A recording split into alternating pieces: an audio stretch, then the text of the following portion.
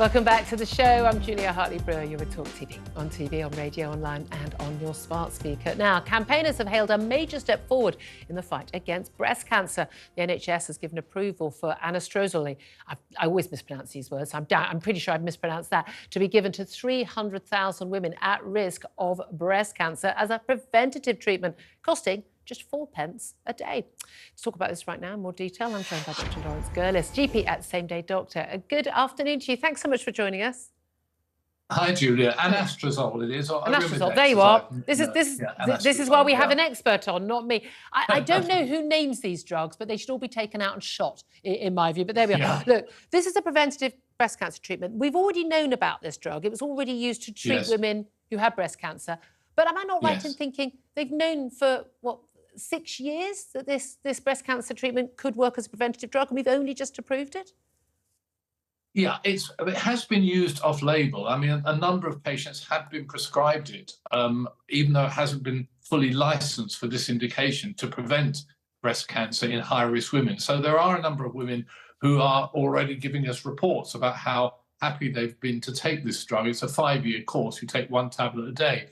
It's now been formally approved. And it's quite exciting. You said it's very cheap, 4 pence a day, because it's not been licensed by a pharmaceutical company. It's off patent, and there has been a special application from a generic company to get this license. So for once, I think this is actually an interesting and exciting development. Normally, when I hear about these press releases, having worked in cancer research myself, it's always very expensive, new drugs at a very early stage of development. But this is an established drug. We know it works. It's licensed now. So about 300,000 women with high risk of developing breast cancer can reduce their risk substantially by taking this medication. How does it actually work? What does it do?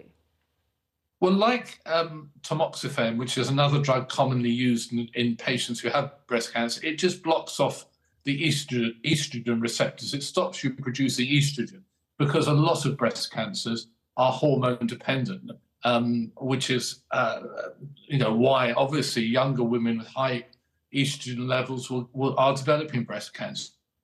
So it blocks off estrogen, so the hormone dependent cancers just simply don't develop. But it's only going to be licensed for women who are at a high risk. We're not talking about those with the BRCA gene. Those are exceptionally high risk. That's a different situation. These are women who have 1 first-degree relative. So women who have had mothers with breast cancer would be considered to be high risk, and they should consider taking this medication. Yeah, I mean, again, we could save 2,000 lives a year. And again, we know a lot of the women who are dying of breast cancer far too young. They've got children. I've had 4 friends myself in their early 50s being treated for breast cancer in the last couple of years. It feels like it's sort of a plague. Can I ask you, just in terms of cancer treatments generally, we've got all these long waiting lists. Was it 8 million people pretty much on the NHS for some routine treatments? Are we seeing the NHS getting on top of that? So when you refer a patient, are they actually getting timely treatment?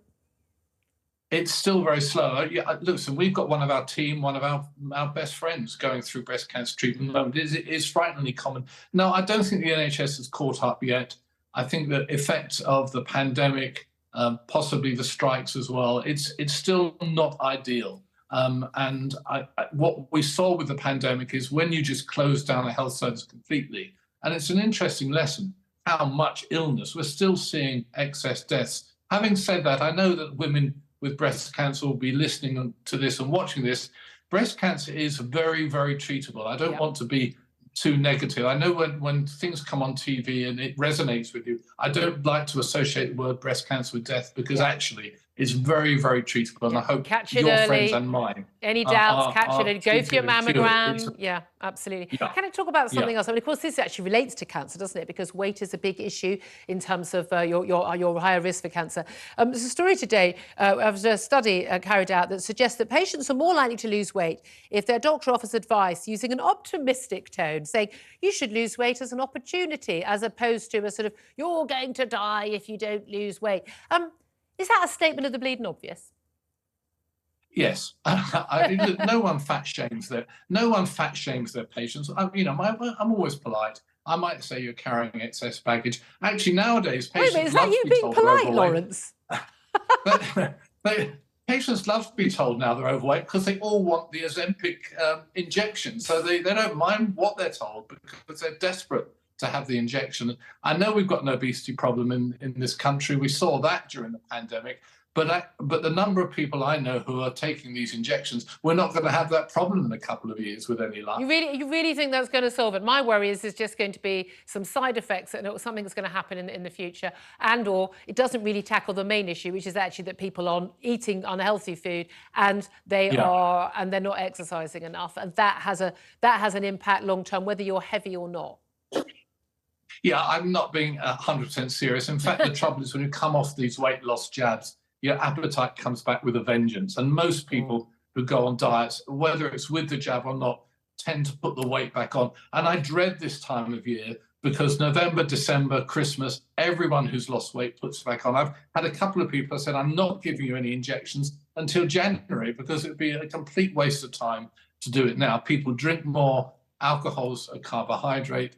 Alcohol stimulates the appetite. We eat too much. Sorry to be a. You're just making me feel hungry. Scrooge. Just making me feel hungry. Laurence Gerlis, GP at Same Day Doctor. Thank you very much. Lovely to talk to you. Let's